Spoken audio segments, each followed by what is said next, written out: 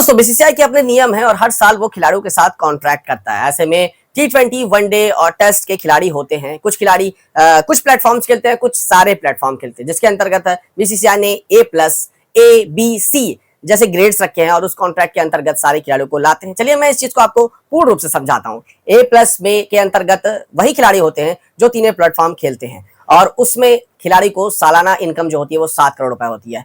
ए में वो खिलाड़ी होते हैं जो लगभग 2 प्लेटफॉर्म खेल रहे हो या तीनों खेल रहे हो, लेकिन चोटिल है या ऐसा हो सकता है कि बहुत सारी सीरीज में नहीं होते, जिसके अंतर्गत उन्हें ए में रखा जाता है। बी में और सी में कुछ एक सत्र खेलने वाले, एक प्लेटफॉर्म खेलने वाले खिलाड़ी होते हैं।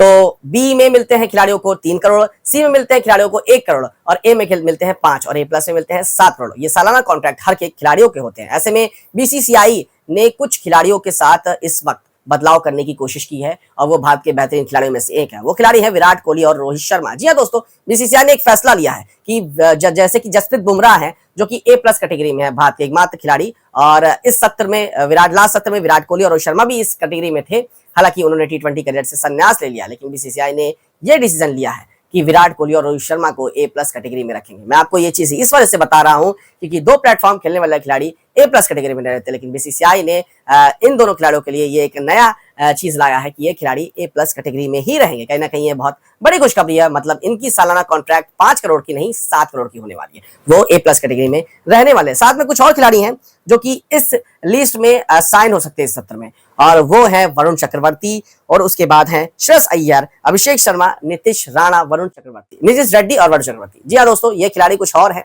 जैसे कि श्रेयस अय्यर लास्ट सत्र में सेंट्रल कॉन्ट्रैक्ट के अंतर्गत नहीं थे, लेकिन चैंपियंस ट्रॉफी में लगभग 49 के एवरेज से रन बनाने के बाद उन्होंने सारे बीसीसीआई के लोगों का मुंह पे ताला लगा दिया और पूर्ण रूप से वापसी कर दिया। हालांकि ईशान किशन भी लास्ट सत्र में बीसीसीआई कॉन्ट्रैक्ट के अंतर्गत थे, लेकिन उनकी वापसी नहीं हो पाई। वो भारत की तरफ से बहुत सारे मैचेस नहीं खेले हैं काफी टाइम से, लेकिन अय्यर ने पूर्ण रूप से वापसी कर ली है और वो सेंट्रल कॉन्ट्रैक्ट के अंतर्गत रहेंगे और कहीं ना कहीं उनको B या A ग्रेड मिलेगा। साथ में वरुण चक्रवर्ती की वापसी होगी सेंट्रल कॉन्ट्रैक्ट के अंतर्गत और उन्हें C ग्रेड मिल सकता है। नीतीश कुमार रेड्डी की वापसी होगी और बहुत सारे और भी ऐसे खिलाड़ी हैं। तो सेंट्रल कॉन्ट्रैक्ट के अंदर कहीं ना कहीं विराट कोहली और रोहित शर्मा के लिए जो फायदे की घंटी बची है वो सारे फैंस के लिए बहुत बड़ी खुशखबरी है, क्योंकि वो A ग्रेड के कॉन्ट्रैक्ट लिस्ट में रहने वाले हैं इस सीजन में।